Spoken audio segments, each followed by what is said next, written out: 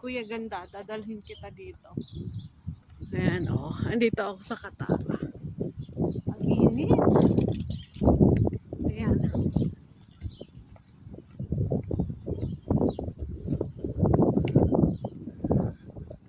Kakapagod maglakad. Ang init-init sobra. Ayan, ang ganda. Pag medyo malamig na kuya, dadali na kita dito.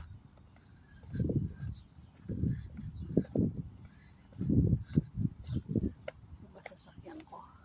Layo ng parking pero ayos lang. Ikutin natin to kuya.